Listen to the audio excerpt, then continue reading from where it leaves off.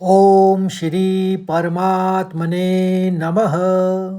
जय श्री कृष्ण मित्रों, आज हम अपनी इस यात्रा के 117 दिन पूर्ण कर लेंगे और मैं आपके सम्मुख अध्याय 2 का 70वां श्लोक लेके प्रस्तुत हूँ।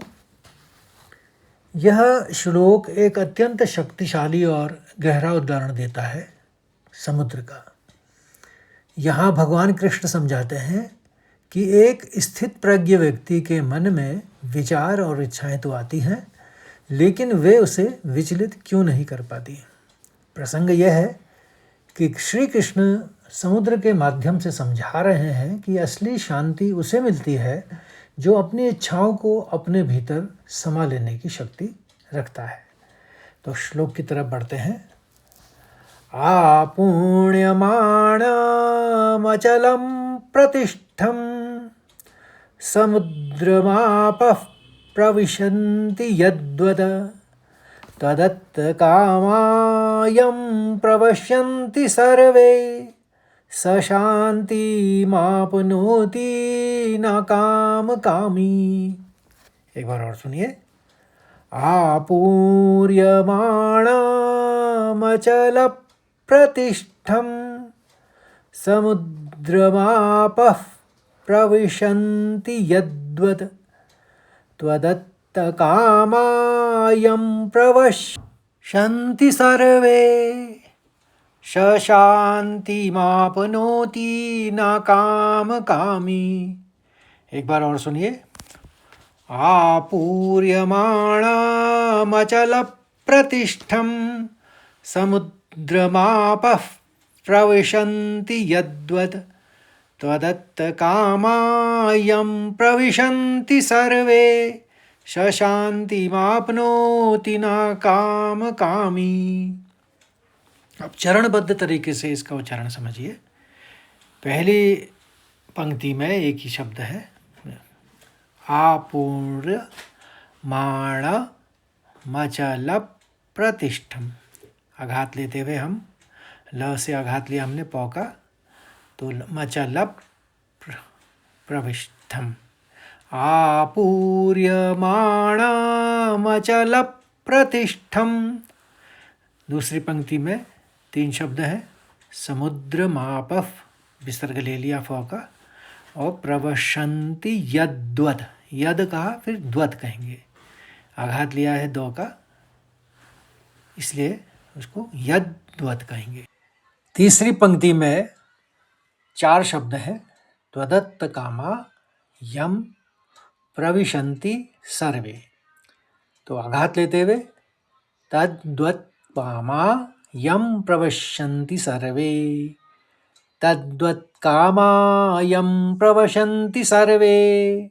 और चौथी पंक्ति में भी 4 शब्द हैं, स शांति मापनोति न कामकामी। आसान है, लेकिन आघात देते हुए आराम से उसको उच्चारित करेंगे।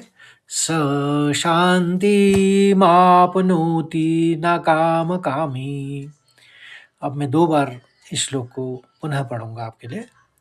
आपूर्यमाणमचलप्रतिष्ठं समुद्रमापः प्रवशन्ति यद्वद तद्वत्तकामायं प्रवशन्ति सर्वे स शान्तिमाप्नोति न कामकामी। एक बार और सुनिए। आपूर्यमाणमचलप्रतिष्ठं समुद्रमापः प्रवशन्ति यद्वत् तदत्तकामायं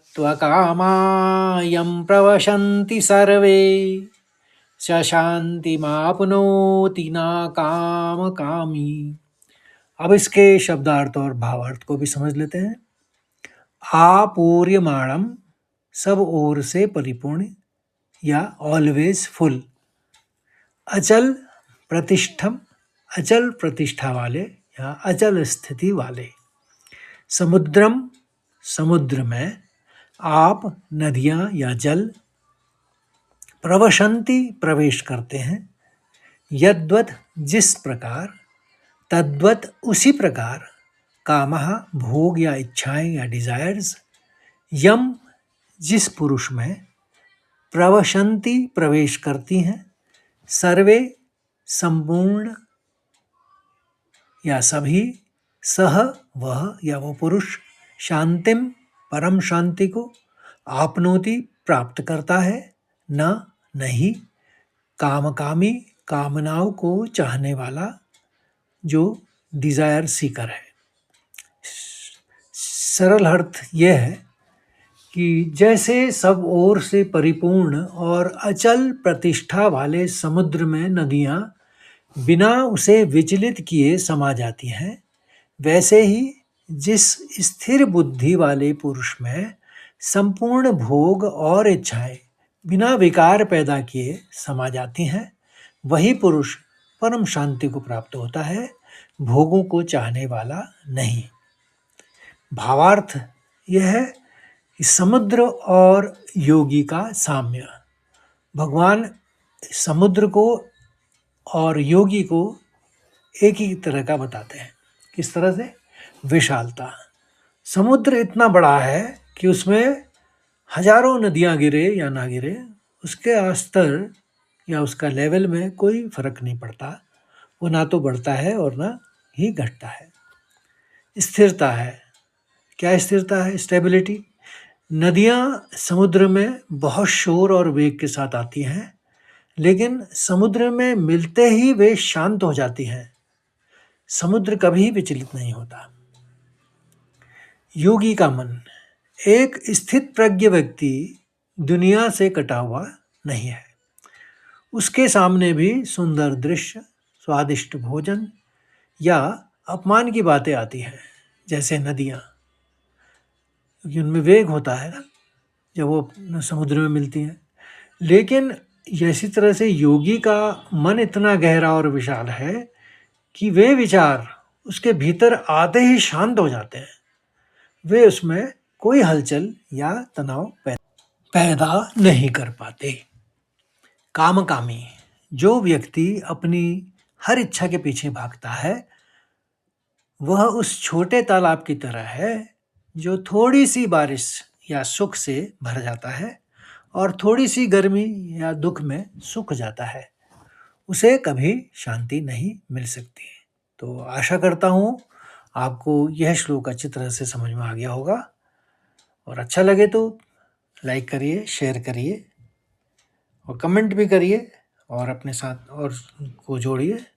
कल फिर मिलते हैं नए श्लोक के साथ। तब तक जय श्री कृष्ण, राधे कृष्ण, राधे राधे।